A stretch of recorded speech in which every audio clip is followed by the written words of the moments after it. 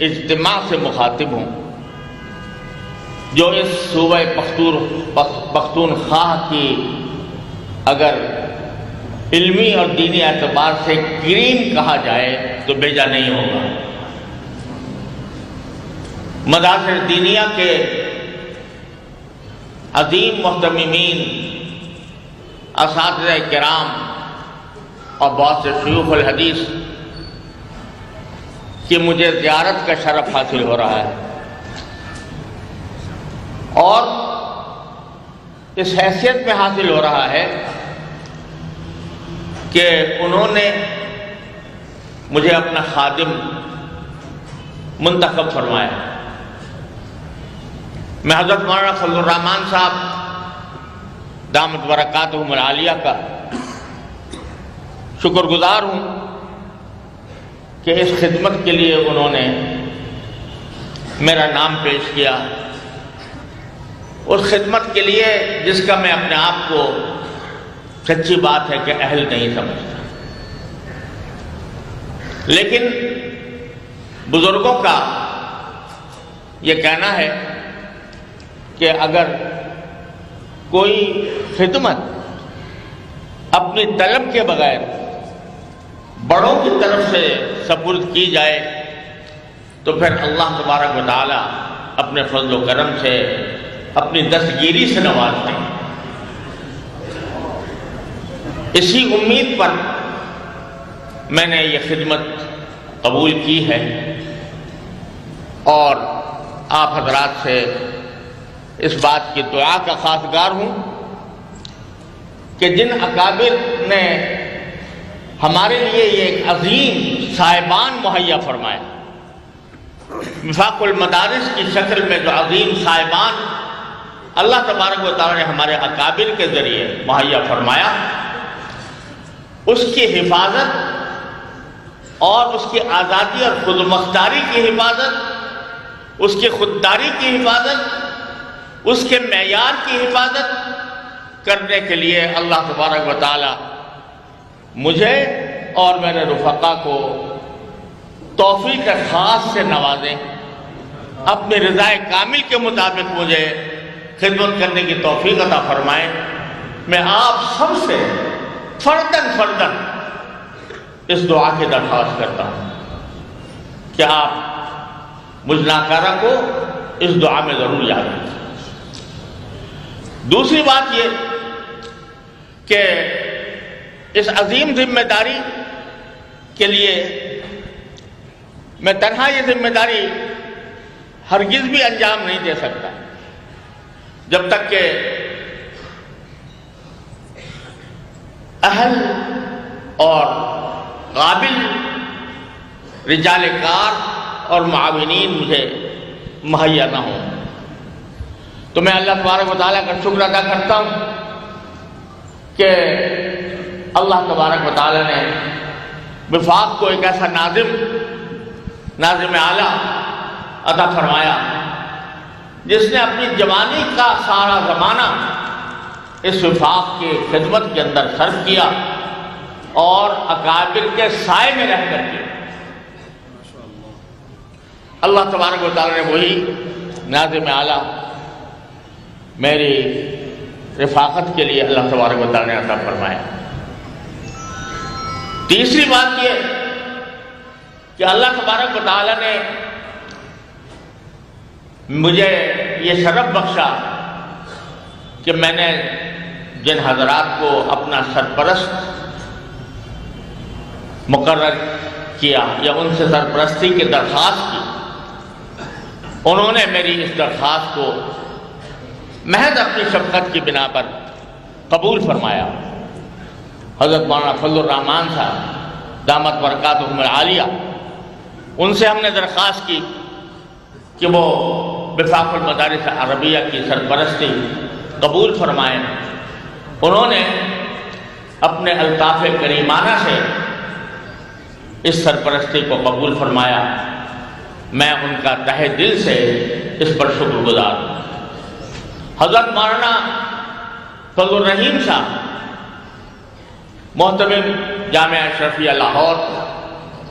اور وفاق کے ان افراد میں سے جن کے سائے میں الحمدللہ وفاق نے ترقی کی ہے، ان سے گزارش کی گئی، انہوں نے بھی قبول فرمایا۔ اور حضرت مولانا مفتی مختار الدین صاحب دامت برکاتہم العالیہ، جن کا فیض الحمدللہ روز بروز دنیا میں پھیل رہا ہے، ان سے درخواست کی، انہوں نے بھی قبول فرمایا۔ اللہ تعالیٰ ان سب کو بہترین جزا دنیا و آخرت میں عطا فرمائے۔ پھر یہ پچھلے شورا اور عمومی کے اجلاس میں یہ طے ہوا تھا کہ 2 کے بجائے 4 نائب صدر ہوں گے، تو ایک حضرت مولانا انوار اللہ صاحب دامت برکاتہم العالیہ سینئر نائب صدر کے طور پر پہلے ہی سے قبول فرما چکے تھے، اور اس کے بعد میں شکر گزار ہوں حضرت مولانا محمد سلیمان بن نوری صاحب کا اور حضرت مولانا عبید اللہ خالد صاحب کا، حضرت مولانا سید یوسف صاحب کا، جنہوں نے یہ خدمت قبول فرمائی۔ اللہ تبارک و تعالیٰ ان کو جزائے خیر عطا فرمائے۔ حضرت مولانا مفتی محمد رفیع عثمانی صاحب دامت برکاتہم العالیہ، جو میرے بڑے بھائی ہیں، اگرچہ اس وقت وہ صاحب فراش ہیں، لیکن ہم نے ان سے بھی درخواست کی تھی کہ وہ سرپرستی قبول فرمائیں، تو الحمدللہ انہوں نے بھی قبول فرمائی، اور باوجود صاحب فراش ہونے کے ان کا دھیان، ان کے توجہات، ان کی دعائیں اس وقت وفاق پر مرکوز ہیں الحمدللہ۔ اور اسی طرح جن حضرات کو ارکان عاملہ میں نے اور مولانا حنیف جالندری صاحب نے باہم مشورے سے جن حضرات کو ارکان عاملہ کے طور پر ان سے درخواست کی کہ وہ ہماری مدد فرمائیں، میں ان کا شکر گزار ہوں کہ اللہ تبارک و تعالیٰ نے ان کو ہمارے لیے ایک بہترین رفیق بنایا۔ اور میں آپ سب حضرات کا شکر گزار ہوں جنہوں نے اس موقع پر سارے صوبہ خیبر پختونخوا سے جو پھیلا ہوا صوبہ ہے، اور جس میں جیسا پہلے کہا گیا کہ مدارس دینیہ کی تعداد سب سے زیادہ ہے، الحمدللہ آج اس کا بہترین نمائندہ اجتماع میرے سامنے موجود ہے، اور اسے دیکھ کر میں اپنی آنکھیں ٹھنڈی کر رہا ہوں۔ اللہ تبارک و تعالیٰ ان سب کو دنیا و آخرت میں بہترین جزا عطا فرمائے۔ اس موقع پر جو باتیں کچھ عرض کرنے کا ارادہ تھا، ان میں سے بہت سی باتیں مجھ سے پہلے حضرت مولانا سید یوسف صاحب نے اور دوسرے بزرگوں نے، اور پھر آخر میں مولانا محمد حنیف جالندری صاحب نے آپ حضرات سے تفصیل کے ساتھ کی ہیں، اور مجھے اس بات کا احساس ہے کہ آپ صبح 9 بجے سے بیٹھے ہوئے ہیں، اور آپ کے صبر و ضبط کا مزید امتحان لینا شاید مناسب نہیں ہے، اس لیے میں اپنی بات کو مختصر کرتے ہوئے صرف ایک نقطہ عرض کرنا چاہتا ہوں، اللہ تبارک و تعالیٰ اسے ہم سب کے لیے نافع بنائے۔ وہ نقطہ یہ ہے کہ جتنے یہ مدارس دینیہ ہیں ہمارے، وفاق کے زیر نگرانی جو مدارس کام کر رہے ہیں، ان کی تعداد ابھی مولانا حنیف جالندری صاحب نے بتائی 23,000 الحمدللہ تعداد ہے، اور اس میں 25 لاکھ طالب علم، طلبہ اور طالبات زیر تعلیم ہیں۔ اگر ہم دیکھیں کہ ہم کہاں سے چلے تھے اور کن بزرگوں سے ہمارا رشتہ ہے، کہاں سے ہمارا آغاز ہوا، تو کوئی دوسرا جواب نہیں ہوگا سوائے اس کے کہ ہمارا نقطہ آغاز کیا ہے؟ دارالعلوم دیوبند۔ الحمدللہ ہم سب اس سے وابستہ ہیں، اسی کے خوشچین ہیں، اسی کے اکابر کی نقش قدم پر چلنے کے خواہش مند ہیں۔ تو اللہ تبارک و تعالیٰ کے فضل و کرم سے ہمارا رشتہ ان اکابر سے ہے، حضرت نانوتوی رحمۃ اللہ علیہ، حضرت گنگوہی رحمۃ اللہ علیہ، حضرت شیخ الہند رحمۃ اللہ علیہ، حضرت تھانوی رحمۃ اللہ علیہ، حضرت مدنی رحمۃ اللہ علیہ، حضرت مولانا شبیر احمد عثمانی رحمۃ اللہ علیہ، حضرت مولانا ظفر احمد عثمانی رحمۃ اللہ علیہ، حضرت مولانا جو قطب الاقطاب، ان حضرات سے ہمارا رشتہ ہے، اللہ تبارک و تعالیٰ نے قائم کیا ہے۔ ہماری جو صلاح و فلاح کا راز مضمر ہے وہ اس بات میں ہے کہ ہم ان اکابر کے طریقہ کار پر، ان کے نقش قدم پر چلیں اور اپنا ہر وقت جائزہ لیتے رہیں کہ کیا واقعتاً ہم ان کے جانشین یا ان کے پیروکار اور خوشچین ہونے کے جو دعوے دار ہیں، یہ دعویٰ ہمارا درست ہے یا نہیں۔ لہذا دارالعلوم دیوبند کی جو خصوصیت تھی، جو دنیا میں، آج کی دنیا میں دوسری کہیں تعلیمی اداروں میں نظر نہیں آتی، مجھے اللہ تبارک و تعالیٰ نے ساری دنیا میں گھومنے کا موقع عطا فرمایا۔ 6 بر اعظم میں نے دیکھے، مسلمان ممالک میں سے کوئی ملک ایسا نہیں ہے جس میں مجھے جا کر علماء کرام سے اور وہاں کے مدارس سے براہ راست ملاقات کا شرف حاصل نہ ہوا، لیکن جب میں ان کا مقابلہ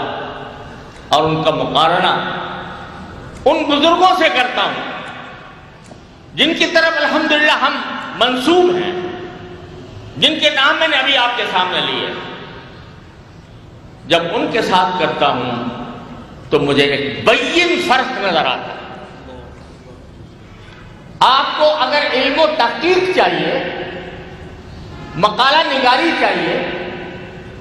تو بے شک اس کے لیے بہت سے ادارے دنیا میں موجود ہیں، اور خود میں نے دیکھے ہیں، علم و تحقیق کے شناور دیکھے، لیکن اگر علم و تحقیق کے ساتھ اتباع سنت کا جذبہ اور اپنی زندگی کے ہر قول و فعل کو اللہ تبارک و تعالیٰ کی رضا اور نبی کریم سرور عالم صلی اللہ علیہ وسلم کی غلامی میں گزارنے کا جو جذبہ ہے، جو یہاں پایا، ان بوریہ نشینوں میں پایا، ان بوریہ نشینوں میں جو پایا، وہ میں نے کہیں دنیا میں نہیں دیکھا الا ماشاء اللہ۔ جب دارالعلوم دیوبند قائم ہوتا ہے، میرے دادا حضرت مولانا محمد یاسین صاحب رحمۃ اللہ علیہ یہ دارالعلوم دیوبند کے ہم عمر تھے۔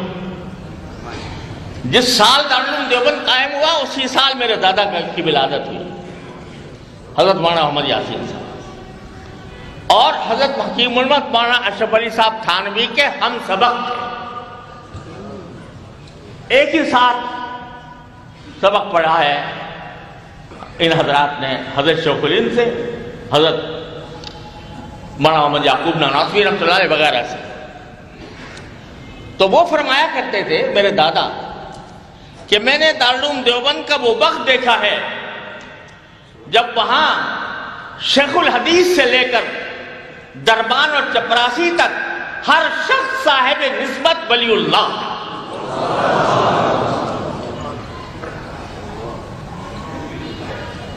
دربان گیٹ پر بیٹھا ہوا چوکیداری کر رہا ہے اور اس کے نتائج میں سلسلہ جاری ہے۔ کہتے ہیں ہم نے وہ زمانہ دیکھا دیوبند کا، اور اسی لیے جب دارالعلوم دیوبند کی تاریخ نکالنے کا موقع آیا، اب تو وہ علم بھی ناپید ہو رہا ہے، سوائے مولانا حضرت مفتی جمیل صاحب کے صاحبزادوں کے اب شاید کوئی اور اس کا جاننے والا نہیں رہا، کہ الفاظ کچھ ایسے بنائے جاتے ہیں کہ جن کے اعداد ملا کر کوئی سن بن جاتا ہے اور وہ سن تاریخ بن جاتی ہے۔ ہمارے وفاق کے لیے بھی نکالے ہیں مولانا خلیل صاحب تھانوی مدد العلوم نے، تو جب دارالعلوم کی دیوبند کی تاریخ نکالنے کا بتایا کہ ایسا جملہ نکالا جائے جس سے دارالعلوم کی تاریخ ولادت کہہ لو یا تاریخ آغاز کہہ لو، تو کیا نکلا؟ فارسی کا جملہ، در مدرسہ خانقاہ دیدیں، در مدرسہ خانقاہ دیدیں۔ اب تو مشکل ہے، فارسی بھی ہمارے یہاں نہیں پڑھائی جاتی، اس وجہ سے لوگ فارسی کے جملوں سے بھی پوری طرح آشنا نہیں رہے، لیکن معنی اس کے یہ ہے کہ ہم نے مدرسے میں خانقاہ دیکھی،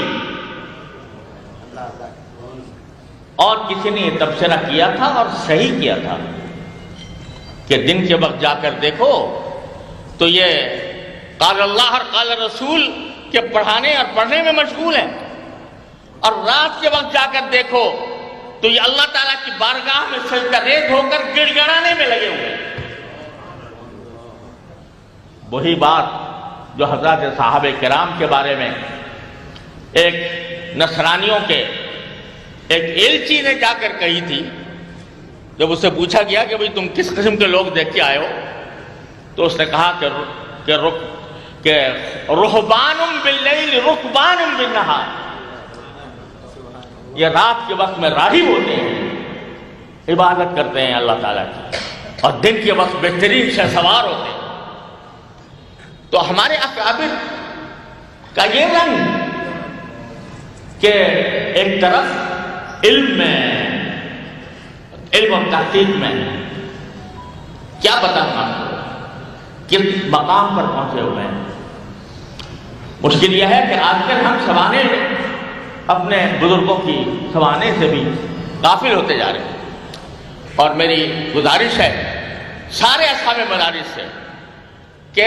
اپنے اکابر جتنے بھی حضرت نانوتوی رحمۃ اللہ علیہ سے لے کر حضرت مدنی رحمۃ اللہ علیہ تک، بلکہ بعد کے اکابر تک، ہر ایک کی سوانے ہر طالب علم کو، ہر استاد کو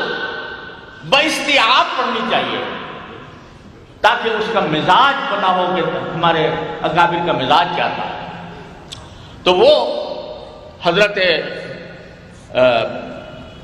میں حضرت کا ذکر کر رہا تھا کہ الحمدللہ اس کے بعد ہم نے حضرت شیخ الہند کی زیارت نہیں کی، ہم نے حضرت شاہ صاحب کی زیارت نہیں کی، ہم نے حضرت تھانوی رحمۃ اللہ علیہ کی زیارت نہیں کی، ہم نے حضرت مدنی رحمۃ اللہ علیہ کی زیارت نہیں کی، لیکن الحمدللہ اللہ تبارک و تعالیٰ نے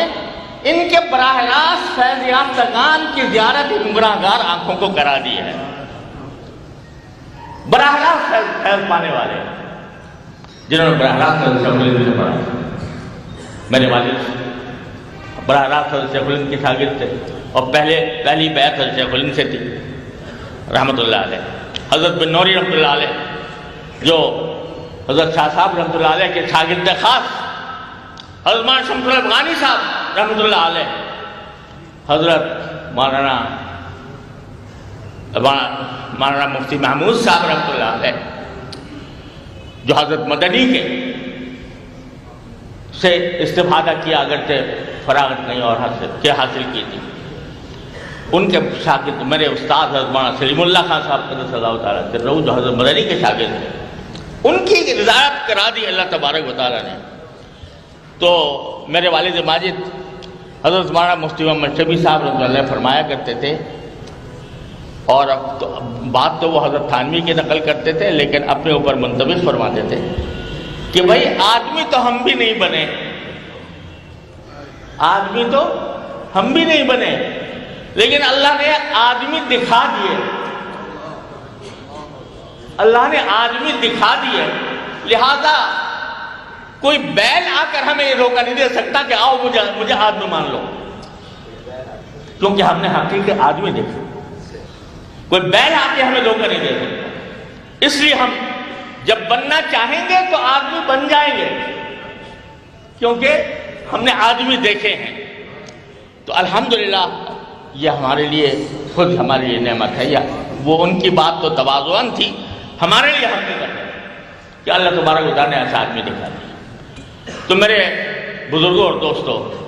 صرف ایک بات اس موقع پر کرنا چاہتا ہوں، بہت دیر ہو چکی ہے، کہ ہمیں اپنے اس مزاج کو اور اپنے اس معیار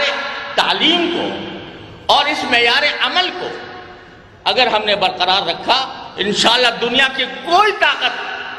ان مدارس کو ختم نہیں کر سکتی، کوئی طاقت ختم نہیں کر سکتی۔ الحمدللہ ہم کیسے گئے گزرے ہوں، لیکن اللہ تبارک و تعالیٰ سے جن بزرگوں کے ہم نے جوتے اٹھائے، ان بزرگوں کا یہ فیض ہے کہ اللہ تعالیٰ کے فضل و کرم سے حق کے بارے میں کبھی کوئی مفاہمت نہیں ہو سکتی، کبھی کوئی مفاہمت نہیں ہو سکتی۔ اور میں نے ایک جملہ پہلے کہا تھا، آج پھر دہراتا ہوں، ہم دشمن کسی کے نہیں ہیں، ہم دشمن کسی کے نہیں ہیں، اور نہ ہم مداہن ہیں، نہ کسی کی دشمنی ہے اور نہ مداہنت ہے۔ ہمارے سامنے اگر کوئی شخص حق لے کر آتا ہے تو ہم اس کی تائید کرنے کو تیار ہیں، لیکن اگر کوئی شخص ہمیں باطل پر چلنے پر مجبور کرے تو ہم اپنی تمام ناتوانیوں کے ساتھ اس کا مقابلہ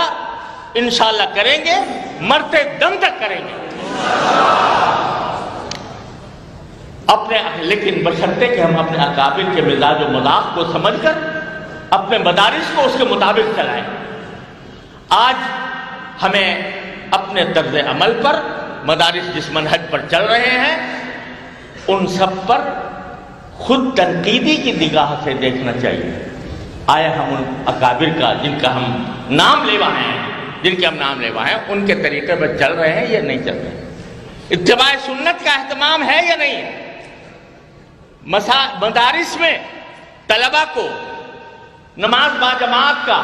اہتمام کرایا جا رہا ہے یا نہیں کرایا جا رہا ہے، ان کو جھوٹ سے، غیبت سے، گناہوں سے، بد نظری سے، موبائل کے غلط استعمال سے ان کو روکا جا رہا ہے یا نہیں روکا جا رہا ہے۔ یہ چیزیں ہمارے لیے سب سے زیادہ اہم، اگر ہم یہ کام کر لیں گے تو انشاءاللہ ہمیں کسی کی پرواہ نہیں ہے، کوئی ہمیں رجعت پسند کہے، کوئی ہمیں دقیانوسی کہے، کوئی ہمیں یہ کہے کہ ان کو دنیا کی خبر نہیں ہے، یہ سارے تانے، سارے اعتراضات ہمارے گلے کا ہار ہیں۔ ہمیں سب منظور ہے، لیکن جو منظور نہیں ہے وہ نبی کریم سرور دو عالم صلی اللہ علیہ وسلم کی سنت کے اوپر ایک آنچ آنا ہمیں منظور نہیں کہ محمد سے وفا تم نے تو ہم تیرے ہیں، یہ جہاں چیز ہے کیا لوح و قلم تیرے ہیں۔ وآخر دعوانا